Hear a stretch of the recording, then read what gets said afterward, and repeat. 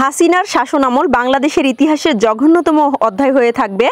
বাংলাদেশ জামাতে ইসলামী রাজশাহী মহানগরের ওলামার উদ্যোগে আধুনিক ও কল্যাণ রাষ্ট্রের উপকার বিশ্বনবী হজরত মুহাম্মদ সাল্লাল্লাহু আলাইহি ওয়াসাল্লাম শীর্ষক আলোচনা সভা অনুষ্ঠিত হয়েছে। শুক্রবার সকাল 10টায় রাজশাহী চেম্বার অব কমার্স ভবনে এই আলোচনা সভাটি অনুষ্ঠিত হয়। আলোচনা সভায় প্রধান অতিথি হিসেবে বক্তব্য রাখেন বাংলাদেশ জামাতে ইসলামী কেন্দ্রীয় নায়েবে আমির রাজশাহী 1 আসনের সাবেক এমপি অধ্যাপক মুজিবুর রহমান। তিনি বলেন যে ফ্যাসিস্ট সরকার 58 বছর ধরে, এরা তো 17 বছর টোটালটা, একেবারে 71 থেকে 54 বছর, আর পাকিস্তান আমলে 24 বছর, কত হয় 24 আর 54 78 বছর মানুষের আইন দিয়ে জাতীয় সংসদ চলেছে। অতএব আমরা মানুষের আইন দিয়ে জাতীয় সংসদ চলতে দিতে চাই না। এখন থেকে জাতীয় সংসদ চলবে আল্লাহর আইন অনুযায়ী, ঠিক আছে? গত 15 বছর ক্ষমতার মোহে শত শত মানুষকে খুন করে গুম করে নির্যাতন করা হয়েছে, তার কোনো হিসাব নেই। লাল কোরআনের আলো পরে সংশোধন হয়েছে, ঘরে ঘরে জ্বালো, এটা ঠিক আছে, কিন্তু ঘরে জ্বাললে আপনি আর আমি যারা শুনলাম তাদের ঘরে জ্বলবে, যারা শুনলো না তার ঘরে জ্বলবে।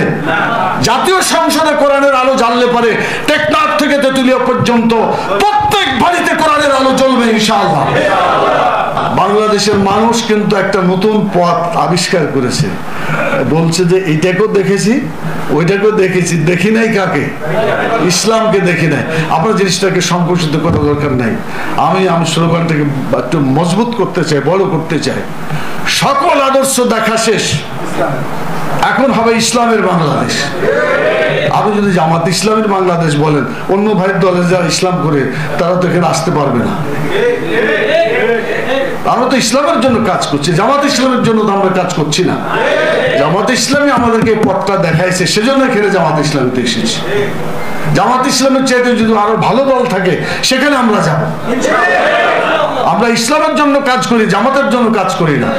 এই জন্য দলীয় সংকীর্ণতা থেকে আমাদের অন্তরটাকে আরো বড় করতে হবে এবং এদেশে ইসলামকে সকল মহলের কাছে গ্রহণযোগ্য করে আমাদেরকে পেশ করতে হবে।